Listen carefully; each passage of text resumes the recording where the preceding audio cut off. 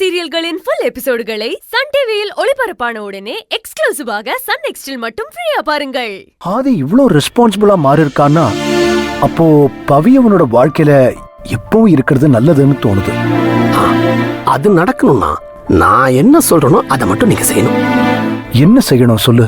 இப்போ பொதுவா ஆதியும் பவித்ராவும் எந்தெந்த சூழ்நிலைகள்ல எந்தெந்த விஷயங்களை பத்திலாம் ரொம்ப அதிக நேரம் பேசுவாங்க, பவித்ராவுடைய இன்வால்மெண்ட் எந்த விஷயத்துல ரொம்ப அதிகமா இருக்குங்கிறது நமக்கு தெரிஞ்சாகணும். இப்ப சொல்லணும்னா ஜானுவ பத்தி தான் அதிகமா பேசிக்கிறாங்க. அதை தாண்டி அவங்களோட வேலை விஷயத்தை பத்தி பேசிப்பாங்க.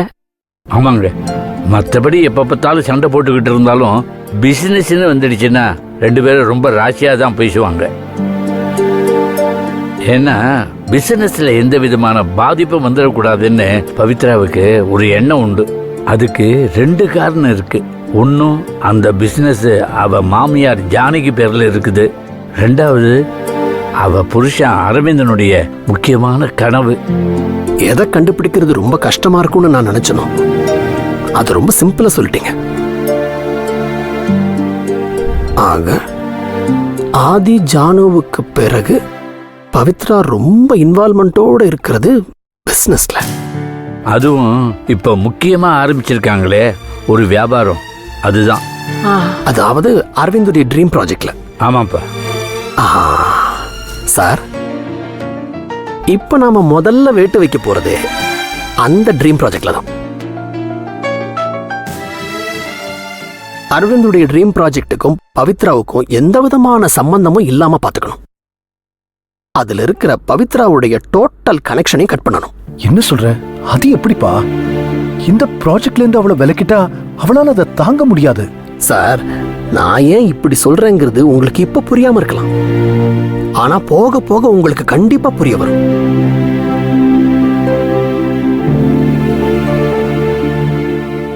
இந்த ப்ராஜெக்ட்ல இருந்து பவித்ராவை டோட்டலா தூர தள்ளி வைக்கணும். அதை உங்களால செய்ய முடியுமா முடியாதா? சரிப்பா, கண்டிப்பா செய்யறேன். அது மட்டும் இல்ல, பிசினஸ் சம்பந்தமா அவங்க ரெண்டு பேரும் இனிமே பேசிக்கவே கூடாது. அதுக்குண்டான எல்லா வழிகளையும் நாம அடைக்கிறோம். முடியும்ல? முடியாதுன்னு எப்படிப்பா சொல்ல முடியும்?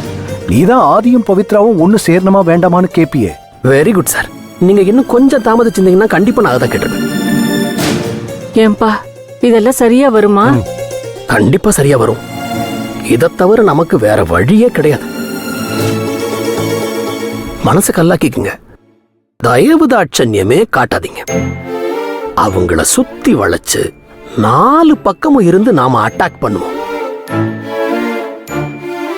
அப்படி அட்டாக் பண்ணாதான் அவங்கள சுத்தி எழுப்பி இருக்கிற அந்த கற்பனையான சுவர் உடையும். அது உடைஞ்சாதான் நல்லது நடக்கும். இனிமே வந்து மயிலே மயிலே இறகு போடணும் போடாது சார். மொரட்டு வைத்தியம் தான் பார்க்கணும். நீங்க எல்லாரும் ஒத்துழைச்சாதான் அது முடியும்.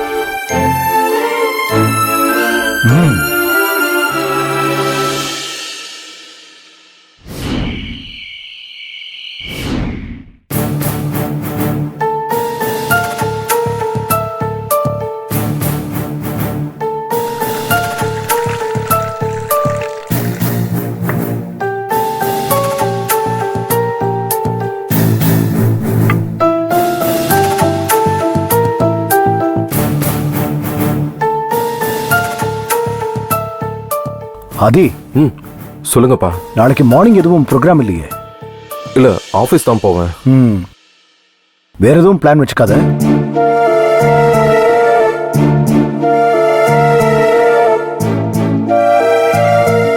என்ன? இல்ல, என்ன விஷயம்ப்பா? எங்கேயாவது வெளியில போணுமா? இல்ல சொல்றேன். ஆபீஸ்ல ஒரு இம்பார்ட்டன்ட் மீட்டிங் அரேஞ்ச் பண்ணணும்.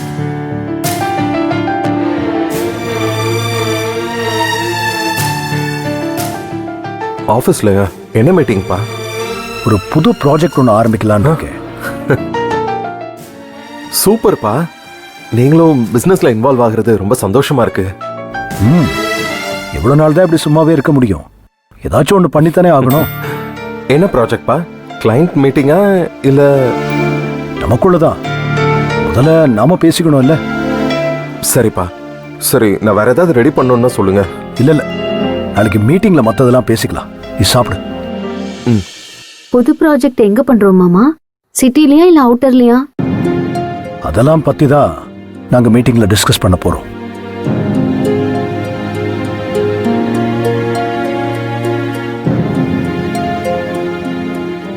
அதே ஆபீஸ் போறப்போ நம்ம 2 பேரும் சேர்ந்தே போயிருவோம். சரியா? வழக்கம் போல என்னை விட்டுட்டு போயிடாத.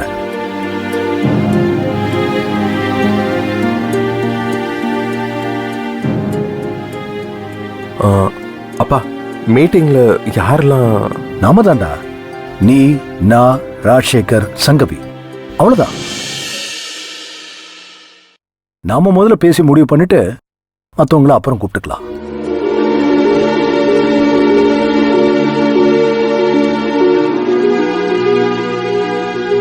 ஆஹாஹா, சீதா, இன்னும் இட்லி போறேன்.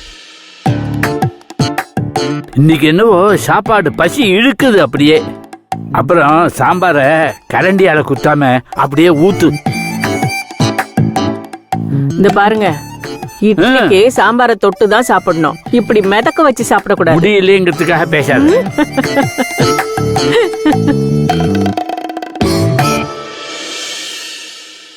சீதா, இன்னும் எத்தனை நாளைக்கு உன் கை பக்குவம் சாப்பிட போறேன்னு தெரியல. அண்ணன் உங்களுக்கு போதுமா? திருப்தியா சாப்பிட்டுட்டேன். அப்பா, என்ன? மீட்டிங்க்கு பவித்ரா அவளை எதுக்குடா டிஸ்டர்ப் பண்ணிக்கிட்டு? இல்லப்பா, ரீசன்ட் ப்ராஜெக்ட்ஸ் எல்லாத்தையும் பவிதாம்பா பார்த்துக்கிட்டு இருக்காங்க. அது கரெக்ட் தான்டா. இப்ப நம்ம அவளை வான்னு கட்டாயப்படுத்த முடியாதுல்ல. இல்லப்பா, பவி வருவா. அவ வரத பத்தி எனக்கு ஒன்றும் பிரச்சனை இல்லை. ஃப்ரீயா இருந்தா வரட்டும். ஏன் மாமா, நான் வரக்கூடாதா? உனக்கு சிரமம் இல்லைன்னா நீ தாராளமா வாமா. நான் சொல்லிட்டேங்கிற கட்டாயத்துக்காக வரணுங்கிறது இல்லை, அதான் சொன்னேன்.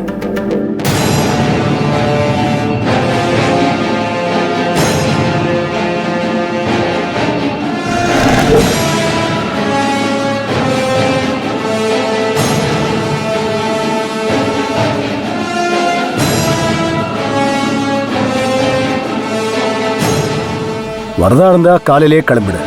ஒரே கார்ல போயிடுவோம்.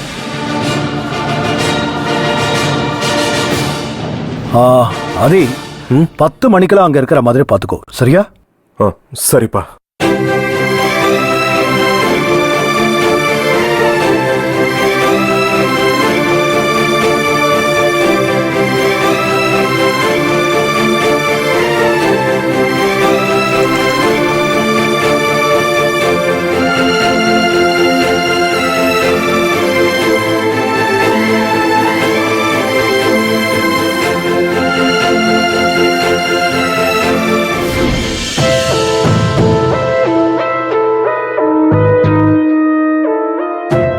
அப்பா, காலையில ஒரு வீடியோ அனுப்புனே, பாத்தீங்களா? பாட்டோமா, செம்ம காமெடியா இருந்துச்சுல.